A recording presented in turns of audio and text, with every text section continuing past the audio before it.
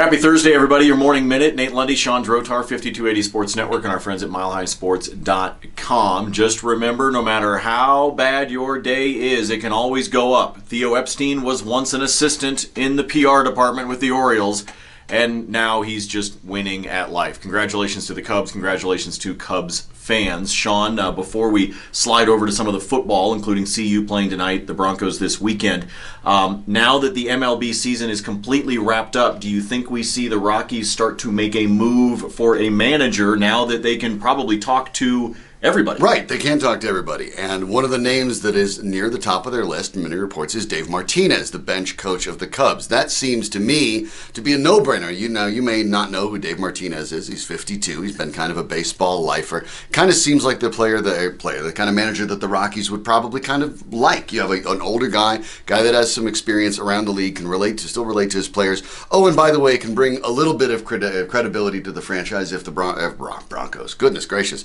You could tell I was out watching the World Series last night. The move from the Cubs to the Rockies, you can flash that shiny hardware and say, hey guys, you want one of these? This is how we do it when your team has never won anything ever. So I think for the Rockies, that logjam opens up. There's a lot of guys in the mix with that. Don Wakamatsu, former Seattle manager, but a lot of guys that now the Rockies can start interviewing and get moving forward. Hopefully, they move outside their organization, go to an organization that's won, say, the Cubs. Hard to picture saying that, but there we are, and move forward with their growth towards trying to be competitive in the National League. Well, and you look at what the Rockies are trying to do, obviously emulating what the Cubs have done. The Cubs have been the lovable losers for a very long time. The Rockies need to get the culture changed within their organization, and certainly if you can start with someone from that Cubs organization, you're going to be making a big maneuver. The college football playoff rankings were released on Tuesday. That's a joke, but we'll talk about it anyway. CU checked in at number 15 in those rankings. They have a big game tonight against UCLA. A Bruins team that is down. The CU should win this, guaranteeing them their first above 500 season in quite a long time. This should be easy, but you never know. Oh, there's never anything easy when you've been down like the Buffs have been down. I think you can't take them for granted. UCLA is minus Josh Rosen, their quarterback. They have now a backup quarterback. They're playing this at home. This is a great opportunity for CU to get that first winning season since the 2005 campaign. Obviously, they're already bowl eligible, and I agree with you to an extent. I don't believe Colorado's the 15th best team in the country, but the rankings are the rankings. You fake it till you make it. Colorado needs to keep on winning, so I think they're going to have a good chance to do that, and then who knows? Because the computers are the way they are. Who knows? They win. They're sixth or something. Yeah, fake it till you make it, says the guy wearing a CU sweatshirt right now. Broncos named the captains for the second half of the season yesterday. Trevor Siemian, TJ Ward, Dakota Watson.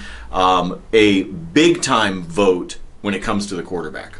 Yeah, and maybe surprising for a lot of Broncos fans, but I think it states that the Broncos like playing with Trevor Siemian. They have faith in Trevor Siemian. And this is what we've heard since training camp. The Broncos players, almost to a man, have talked about how much they like playing with him, how much he takes responsibility for things when they go wrong. I think there's some value there. I think it also says that unless things go really haywire, Paxton Lynch is probably not going to be starting this season. I think that means he's not only that far away, but the Broncos players, as well as the coaching staff, are clearly comfortable with number 13 calling the shots. So CU playing tonight, Thursday Night Football as well, with the Falcons and Bucks. Finally, a good game, courtesy of the NFL. And if you're a fantasy player, you know that, right? No, you're a fantasy player. You're liking this. The over/under in Vegas for that game is 51. So you're going to expect some scoring. You're going to expect some points. Lots to get to tomorrow on a Football Friday, but enjoy the win, Cubs fans. Get ready for some football tonight. Broncos Raiders weekend. All of it to be talked about tomorrow morning. Mile High Sports Radio, 7 a.m. Shawn and I will be with you. But for now, for Shawn, I'm Nate. See ya.